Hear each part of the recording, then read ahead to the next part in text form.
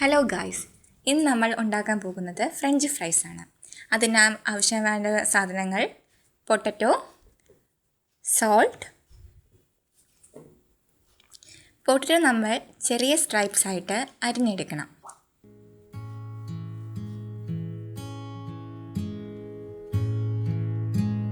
ചെറുതായിട്ട് നീളത്തിൽ കട്ട് ചെയ്തെടുക്കുക.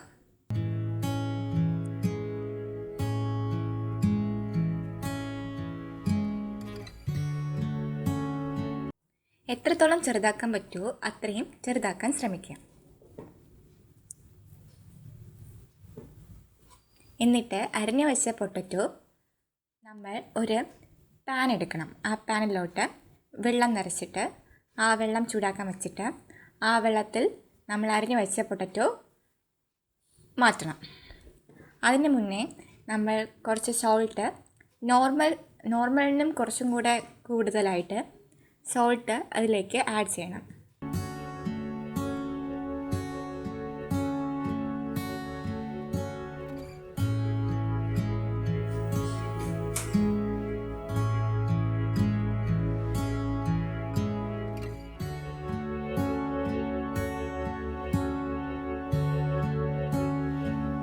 വെള്ളം ചൂടായി വരും തോറും നമ്മൾ അരിഞ്ഞു വെച്ച പൊട്ടറ്റോ ഇതിലോട്ട് മാറ്റണം.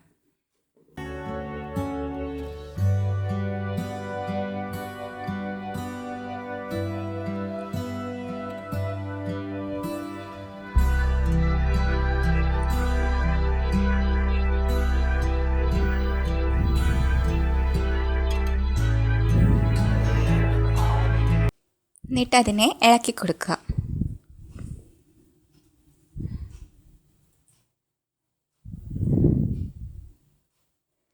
എന്നിട്ട് അതിൻ്റെ ലിഡ് ഉപയോഗിച്ച് അതിനെ അടച്ച് വയ്ക്കുക. പൊട്ടറ്റോ തിളച്ച് വരുന്തോറും 2-3 മിനിറ്റ് ഇതിനെ തിളപ്പിക്കുക.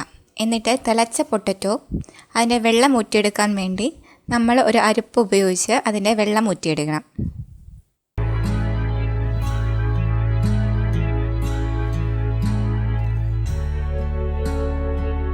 മാക്സിമം അതിൻ്റെ വെള്ളം ഊറ്റിയെടുക്കാനായി ശ്രമിക്കുക.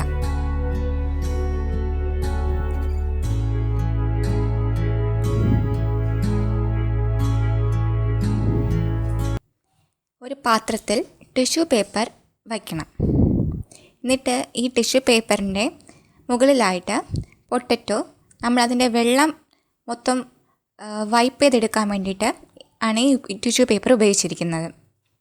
ഈ ടിഷ്യൂ പേപ്പറിൻ്റെ സഹായത്തോടെ നമ്മൾ ഈ പൊട്ടറ്റോ അതിലുള്ള വെള്ളം നന്നായി വൈപ്പ് ചെയ്തെടുക്കണം.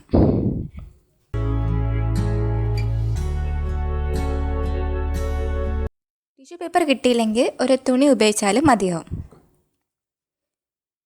ഈ നല്ലപോലെ വെള്ളം കളഞ്ഞ പൊട്ടറ്റോ നമ്മൾ ഒരു പ്ലാസ്റ്റിക് കവറിലോട്ടേക്ക് മാറ്റണം.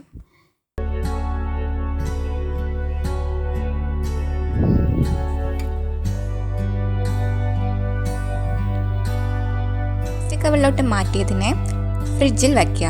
ഒരു 2 മണിക്കൂറത്തേക്കെങ്കിലും ഫ്രിഡ്ജിൽ വയ്ക്കേണ്ടതാണ്.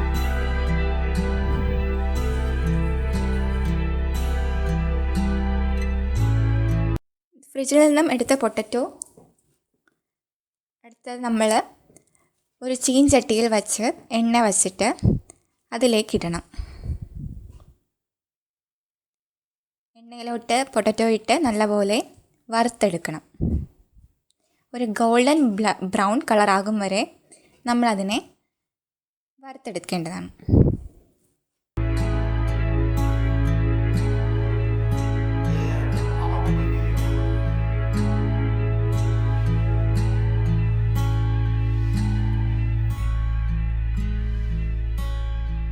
ഗോൾഡൻ ബ്രൗൺ കളർ ആവാൻ തുടങ്ങിയിരിക്കുകയാണ്. എന്നിട്ട് നമ്മളിതിനെ വേറൊരു പ്ലേറ്റിലോട്ടാക്കി സെർവ് ചെയ്യാം.